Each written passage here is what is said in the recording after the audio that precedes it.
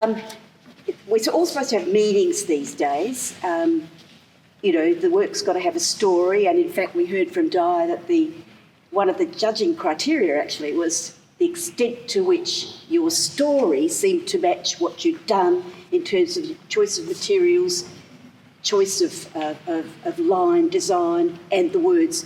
And so I want to tell you what my story was, because it's not obvious when you just look at this work. I was lying in bed one day with one bunged up ear, but I was actually lying on the other ear and listening to the radio. And it was really quite striking that they started to play a piece of music, and I found it quite frustrating because initially all I could hear was a beat, it was quite visceral sort of a beat, so it was quite interesting.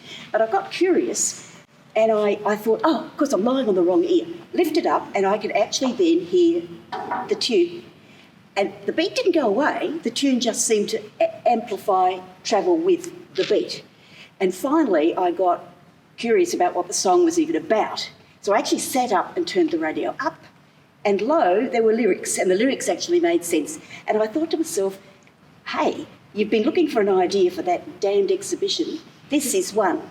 Because I've long said to people, you really, for me to buy your art, and I do buy a lot of people's art, for me to buy it, I have to be able to be attracted to it from several metres away. Something has to say to me, there's line, there's punch, there's beat in that.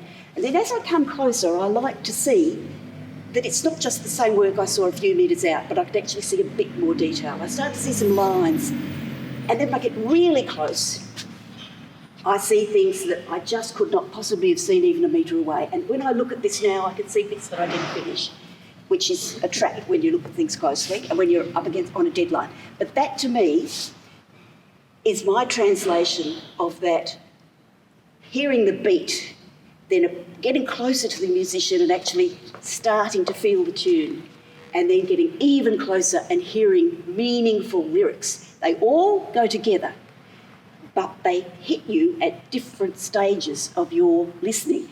And I think textile art, all art, needs to be like that. So I've designed this work so that it has impact from a long way away because of the choice of the colours and the shapes. At the median distance, you start to see some lines flowing, and there's even one here for the embroiderers, which is called interlaced chain stitch. Get that? I can do that one.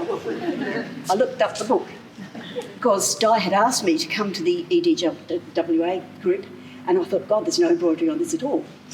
So that bit there is interlaced chain. I think it might be that bit. Oh, it's that bit. It's that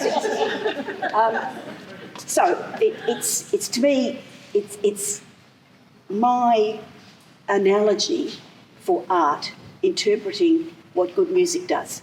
And the techniques are simple. I mean, they're just age-old crochet and knitting, and using those same basic stitches in a different way.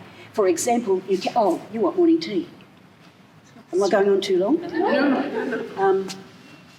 I use those same basic stitches, but when I choose threads, I ply them to get different things. And as Jane would know, warp threads are extremely thin. And when I travel overseas, I often go to weaving communities. They often naturally dye their warps, and they will sell them to you. And they're quite strong, beautifully spun, cotton, obviously, and naturally dyed.